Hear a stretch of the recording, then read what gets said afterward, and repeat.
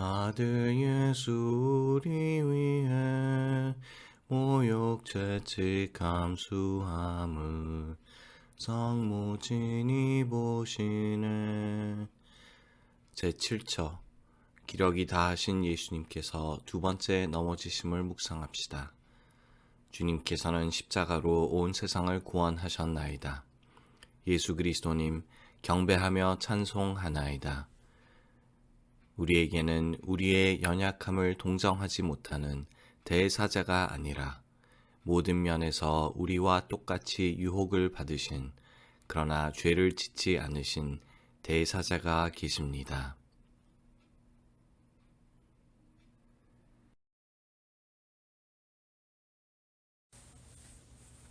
제7처 예수님께서 두 번째로 넘어지심을 저희는 묵상하고 있습니다. 우리도 지치는 게 무엇인지 다 알겠죠. 사람들이 살다 보면 지칠 때가 있고 힘들 때가 있고 넘어질 때가 있습니다. 사실 이번에 코로나 때에도 생각을 해보시면 저도 마찬가지지만 그랬습니다.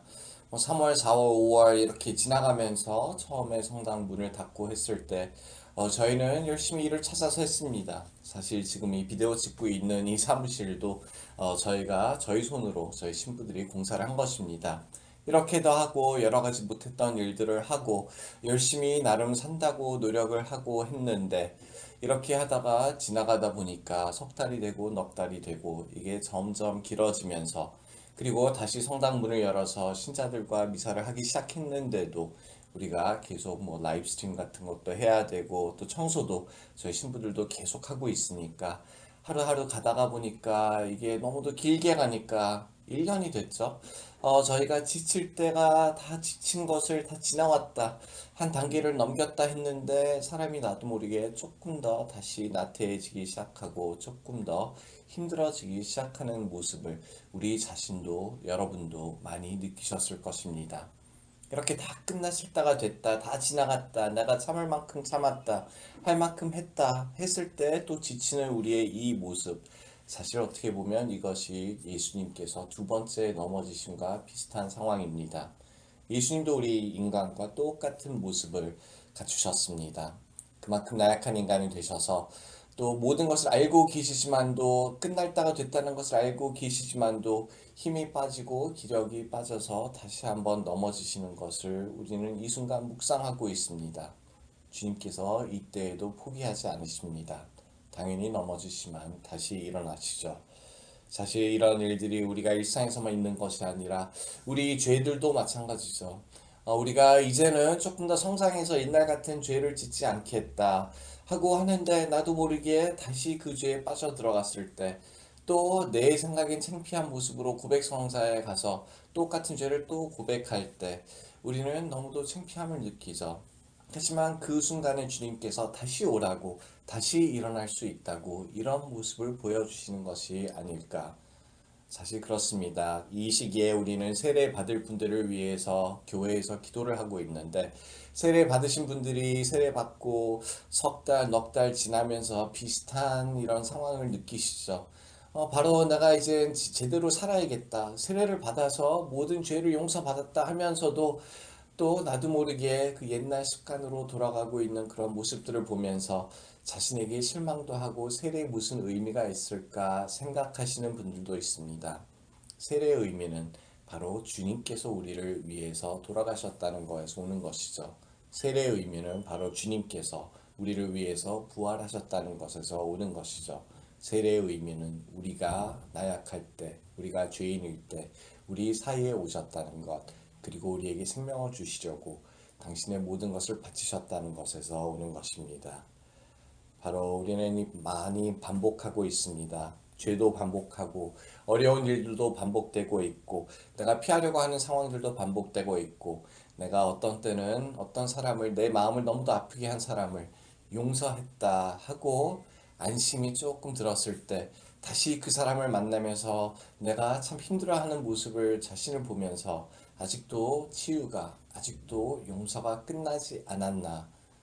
이것이 그냥 실망해서 끝나는 것이 아니라 이것이 바로 다시 일어나는 계기가 될 수 있도록 또 한 번 내가 다 용서했다고 생각을 할 때에도 다시 한번 용서를 하려고 노력하는 그런 모습으로 우리가 다시 일어날 수 있다면 두 번째 넘어지신 주님께서 일어나신 것을 본받는 것입니다. 많이 지쳤을 때 바로 이 7처를 생각합시다. 많이 지쳤을 때 우리가 다 끝났다고 생각했는데 다시 시작해야 될 때 바로 이 7처를 시작합시다. 주님께서도 아직은 끝나지 않으셨다는 것을 아시면서 두 번째 다시 일어나시고 우리를 위해서 이 십자가의 길을 계속 걸어가십니다. 반복되는 우리의 죄는 역시 당신의 무거운 십자가가 되고 있습니다. 그래도 우리를, 당신의 십자가를 버리지 않고 껴안으시며 다시 일어나시는 당신의 모습, 그 모습이 우리에게 희망이 되게 하시고 우리가 죄를 지을 때마다 더욱 의미 깊은 회개를 하게 하시고 당신께 더욱 빨리 달려가게 하소서. 구세주 예수님, 저희를 위하여 두 번째 넘어지시는 고욕을 당하셨으니 주님을 한결같이 섬기지 못하고 다시 죄에 떨어져 주님의 사랑을 저버리는 저희에게 자비를 베푸시어 다시는 세속과 육신의 간교한 유혹에 빠지지 않게 하소서.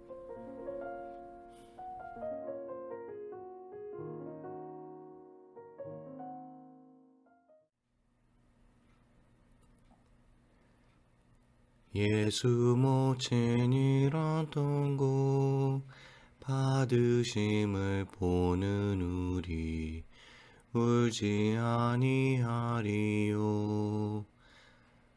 제8처 예수님께서 예루살렘 부인들을 위로하심을 묵상합시다. 주님께서는 십자가로 온 세상을 구원하셨나이다.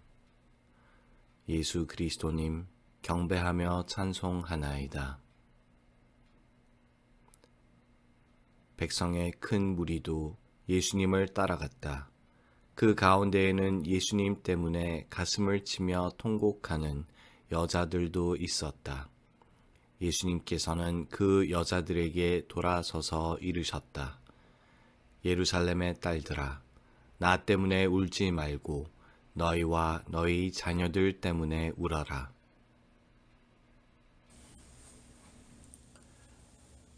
제8처 예수님께서 예루살렘의 여인들을 위로하심을 우리는 묵상하고 있습니다.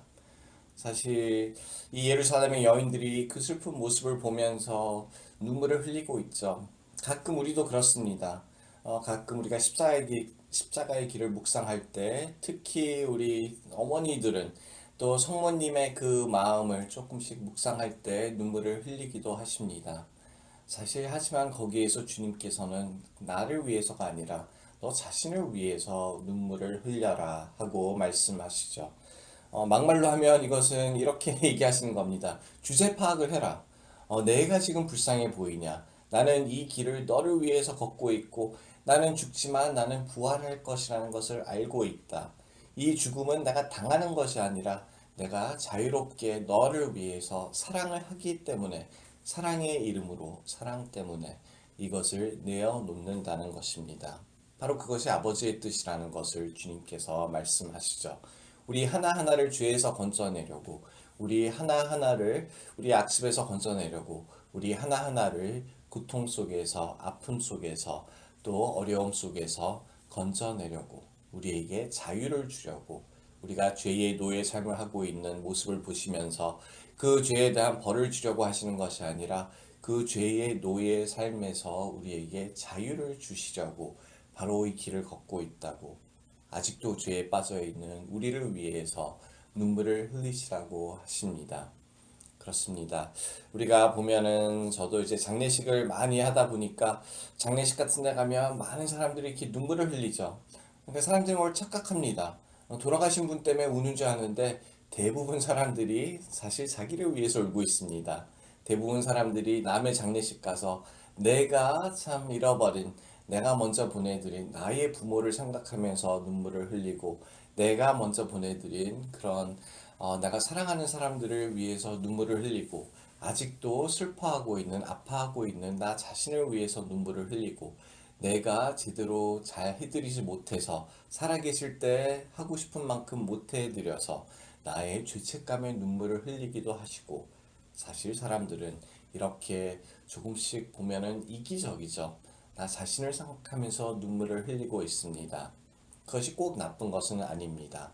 바로 그런 나의 경험들을 통해서, 나의 아픔들을 통해서 아파하고 있는 누구랑 우리가 동참할 수 있다면, 그 순간을 같이 할 수 있다면, 그들과 같은 눈물을 흘릴 수 있다면 사실 우리의 눈물도 위로가 될 수 있습니다.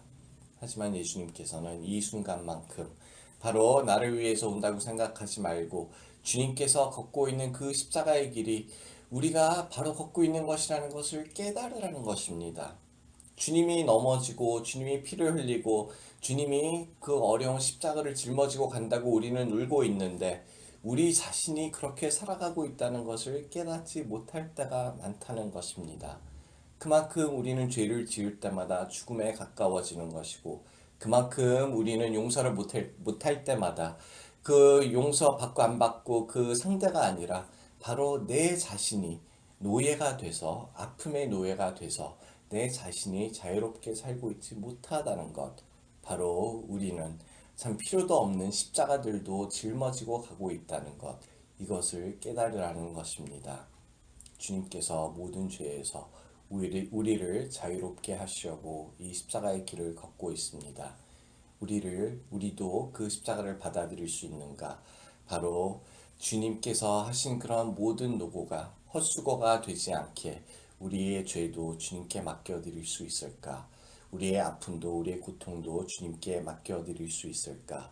우리도 조금씩 우리의 고통을 통해서 남들을 위로하고 남들에게 치유자가 되면서 주님의 걷는 길을 동참하면서 시몬처럼 조금씩 주님을 도와드리면서, 그래도 제일 큰 짐은 주님께서 짊어지고 가신다는 것을 항상 깨닫고 있는다면 우리도 주님과 함께 이 자리에서 눈물을 흘리지만 우리의 자신을 위해서 눈물을 흘릴 것입니다. 제 8처, 주님께서 우리를 위로하십니다. 우리 자신을 위하여 울라고. 언젠가는 우리가 우리 자신을 위하여 울지 않을 때가 있을 것입니다. 바로 주님의 십자가의 길을 받아들이고 주님께서 죽음이라는 선물, 또한 부활이라는 선물, 당신 자신을 십자가라는 저 제대에 바치셔서, 희생 제물로 바치셔서 저희에게 주시는 그 생명을 우리는 믿고 받아들이고 희망을 잃지 않고 걸어갈 때, 우리는 이제는 우리 자신을 위해서 눈물을 흘릴 필요가 없을 것입니다. 그날이 될 때까지 우리의 희망을 잃지 않고 우리의 희망이신 예수님께서 걷는 길을 바라보며 예수님께서 그 길을 끝까지 나를 위해서 걸어주시기를 응원하면서 주님께 감사하는 마음으로 이 기도도 계속해서 바칩시다.